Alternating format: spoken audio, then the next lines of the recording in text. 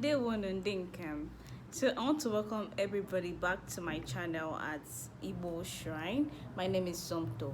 I'll be talking about why is it that you've performed different kinds of sacrifice or rituals, but you know it did not yield any fruit or it was not successful.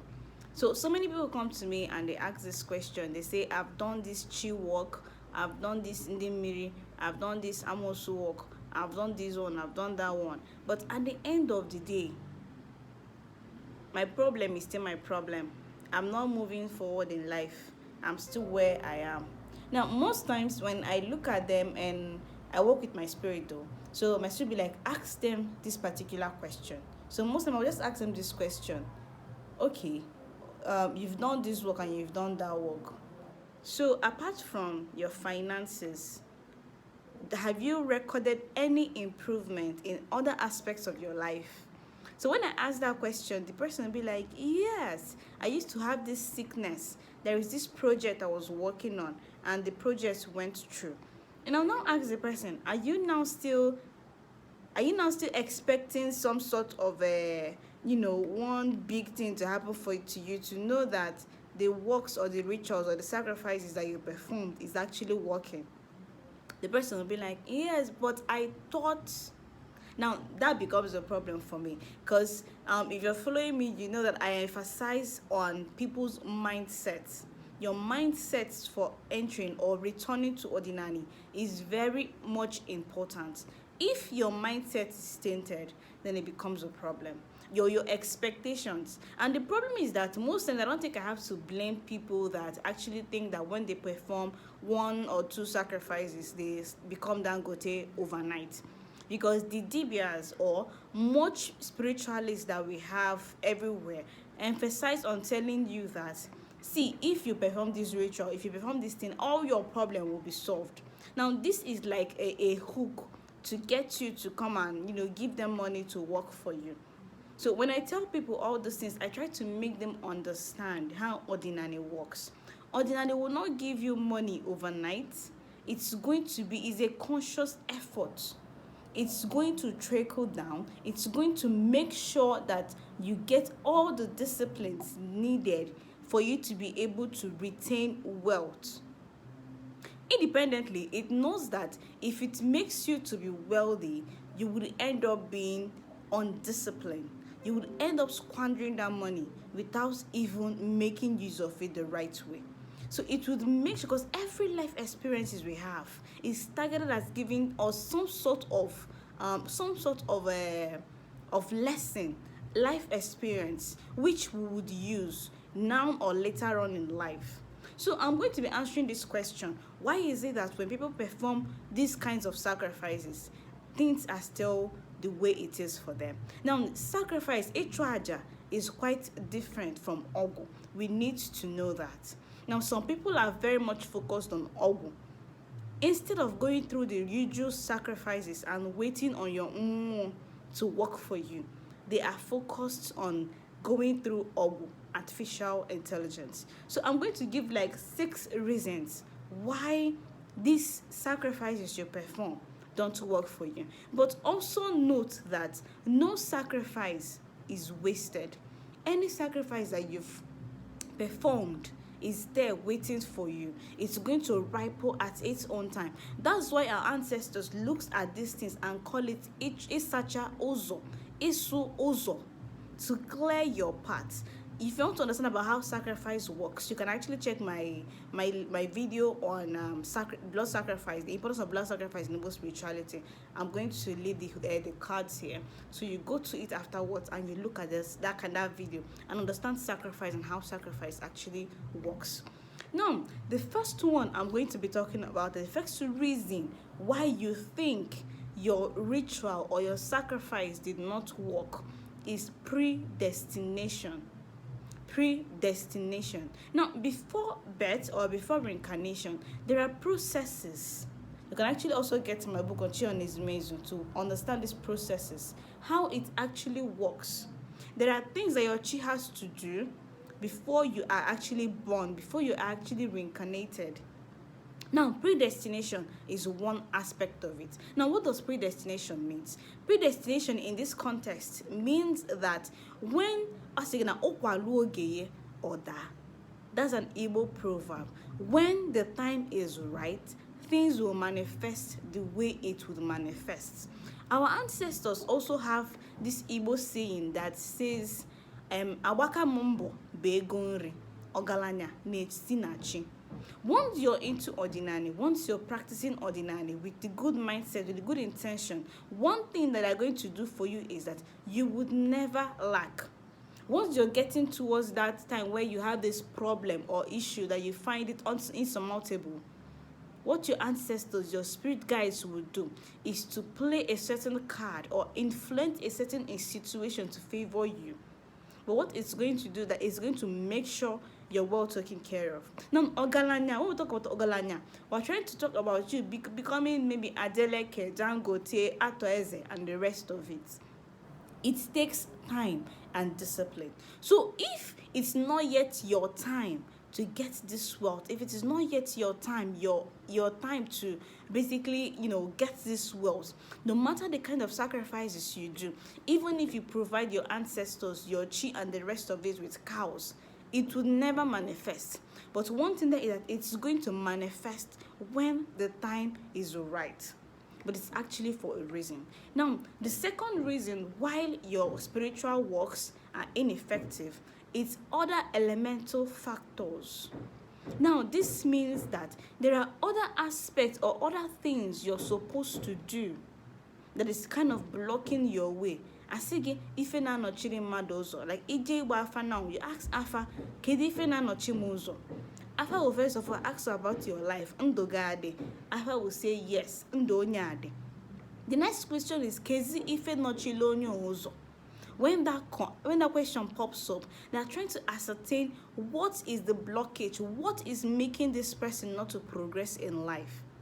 Now, it can be a very number of factors. It could even be a deity in your lineage that was destroyed or desecrated.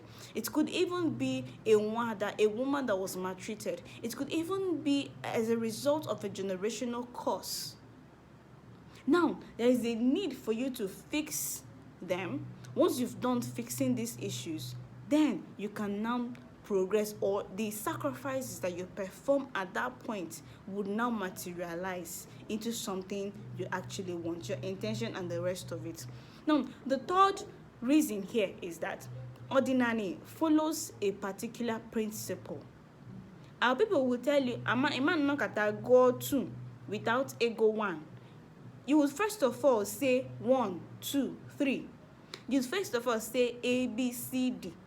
Now, the thing here, what does this actually mean? It means that people jump the first process, the first principle, the first protocol. Now, what is the first principle? Our ancestors will tell you, chi bu uzo. Chi bu uzo. Your chi comes first. So, in whatever you're doing, without acknowledging your chi, it would always be a problem for you. So I say chi bu uzo. Now the chi now, it doesn't just kind of stops there. There's also a saying that says chi adihi nizu. If your chi is not in agreement in whatever contract you're trying to go into, it would be a failed venture. You have to be in an agreement. Your chi has to be in an agreement with you. So in whatever ritual that you're trying to perform, you would ask, first of all, seek the face or seek the permission of your chi before actually, getting into the rest of it. Because without your chi, that process is actually null and void. Now, the fourth reason I'm going to be talking about here is your mindset.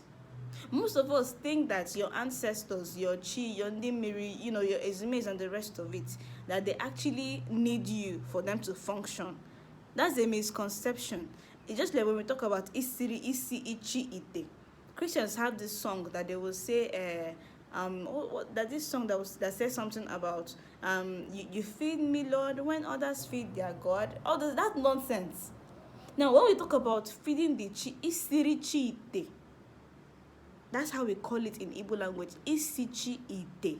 What it actually means is You are acknowledging your chi. It's not necessarily you feeding your chi, because you cannot feed your chi.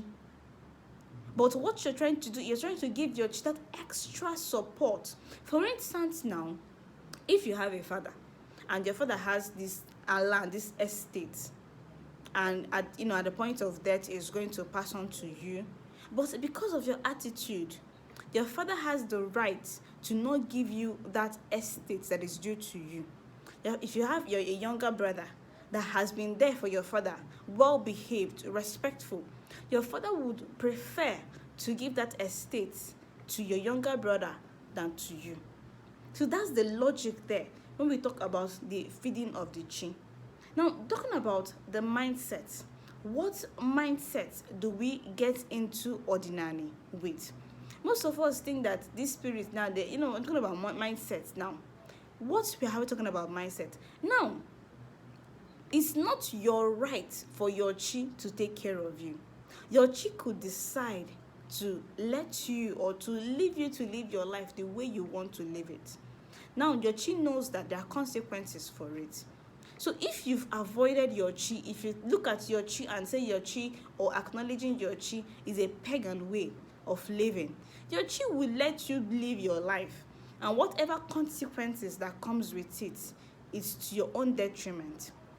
So most people's mindset is focused on them thinking that you're coming into Odinaani is a favor to your ancestors. But it's not. It's a way of life. It's what you should do. This one is our own. That means we have to protect it with every fiber of our blood, every fiber of our being. So most people now come into Odinaani with the mindset of, getting wealth, which Nollywood has actually portrayed.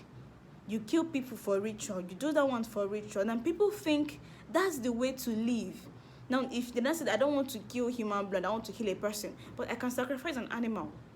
It's the same thing. They tell you, okay, if I sacrifice this animal, what now happens?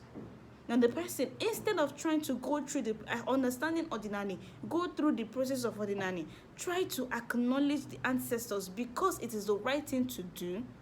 They now focus on seeing Odinaani as a way for them to amass wealth, as a way for them to come out of poverty, as a way for them to live the life of affluence. That's a very terrible mindset. It's a corrupt mindset, because these primordials that we're talking about, they've existed before us, they've existed before time. Now, most of these ancestors that we actually look at them and we think that they are nothing, these people lived a life of affluence. So you giving goat or animal to them doesn't mean anything to them. What they actually need you to do is to embrace them, because it is what is right. This is the right thing to do, and not because there's a benefit attached to it. So as far as us, acknowledging them, giving them items, at the same time, they are also vetting our intentions. So if your intention is focused on, okay, let me get this thing from them and move on, or let me get this thing from them, they will not listen to you. You would waste money, you would waste time, and you would waste effort.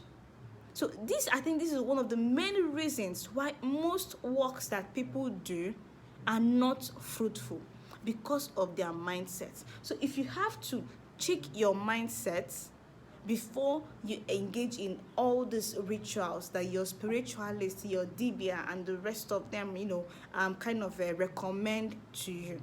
Now, the fifth reason why your works are ineffective or fruitless is because of Amosu Ogwu. Now, we know we live in an Ogazi, the age of wickedness, which some people actually try to make this argument that we are entering into the age of Aquarius, the age of enlightenment. But this age of wickedness means that people can now use charms, Ogwu, artificial intelligence, to basically make a person hopeless and homeless. Because they see that you have a bright star, you have the tendencies or potential to move far in life, they would use these things to tie you down. Now people would ask, if Odinaani is just, why is it that they will let people like this go? That's not true. We believe in karma, and whatever karma you accumulate in this present life, you would reap it in the next life. That's why reincarnation is essential to us.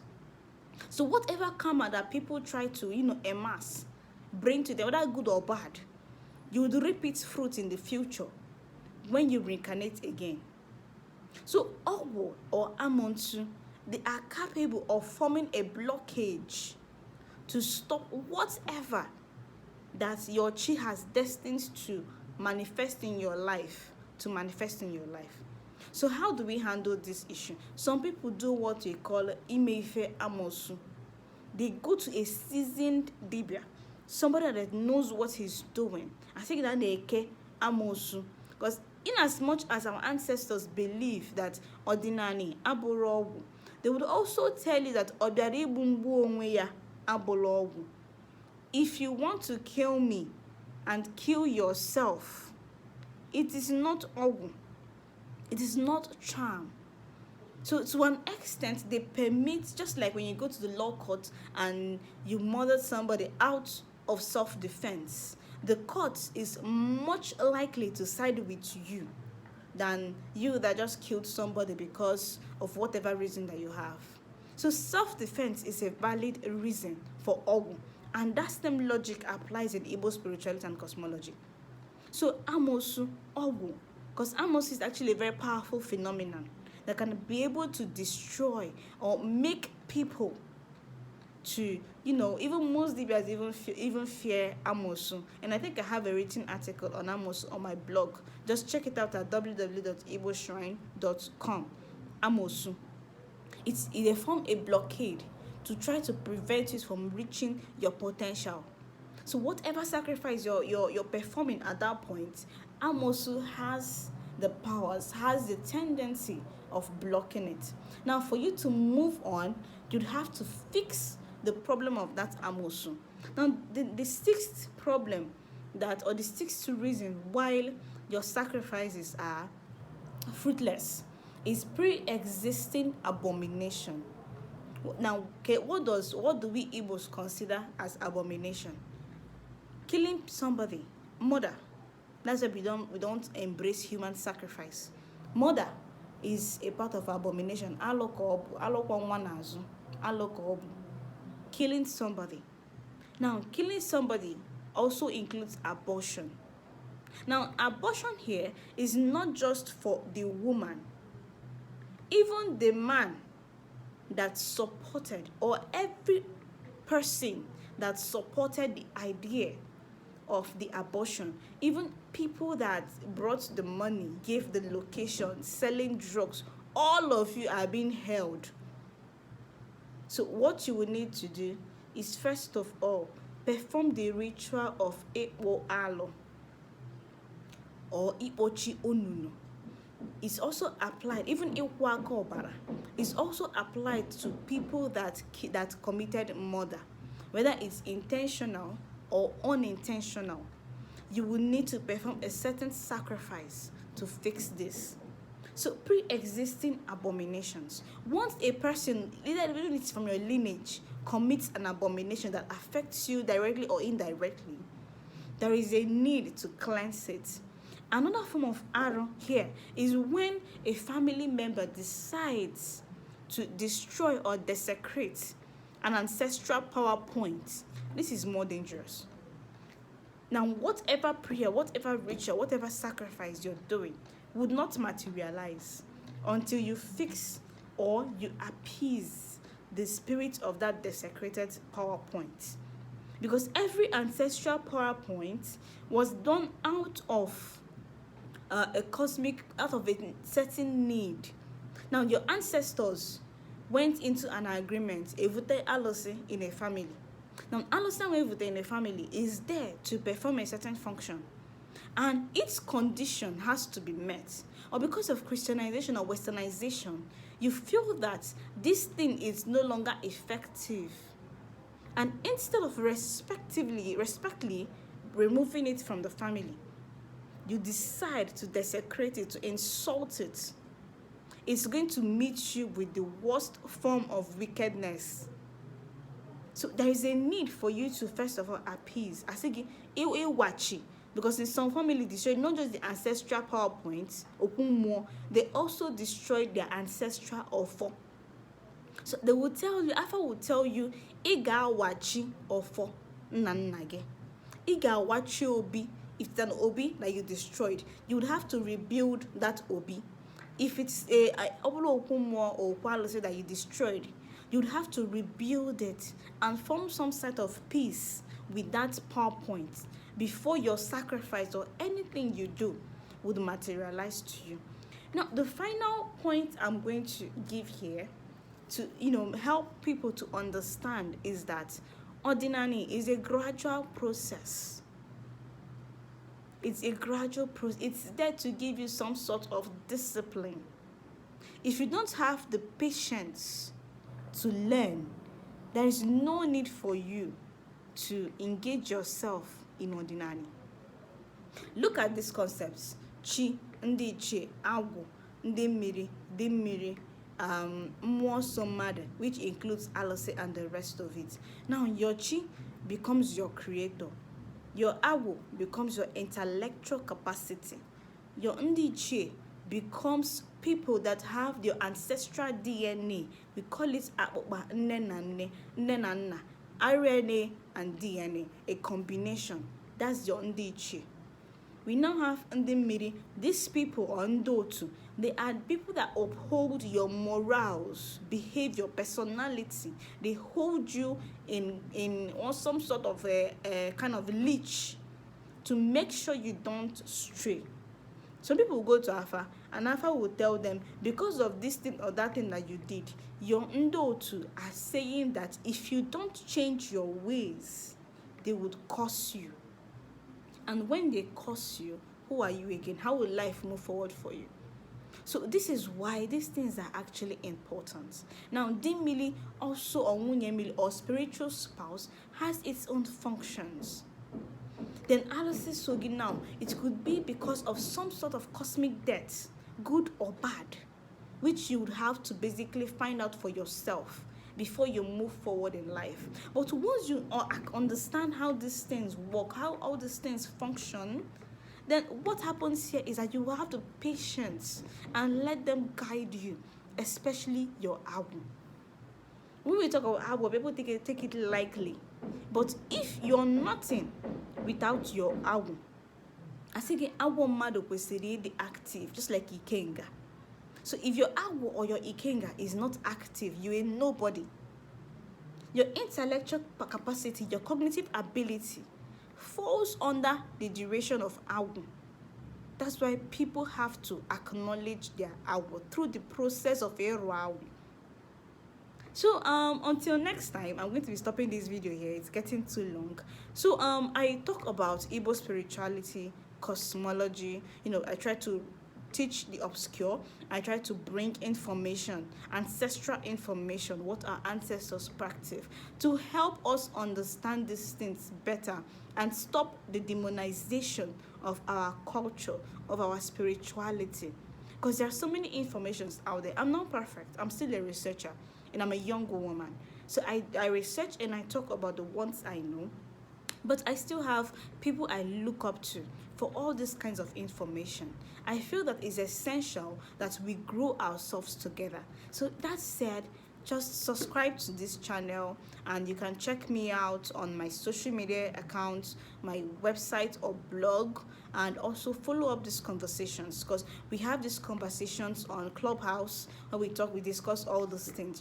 Everybody air their view and everybody just give their own opinion on the subject matter.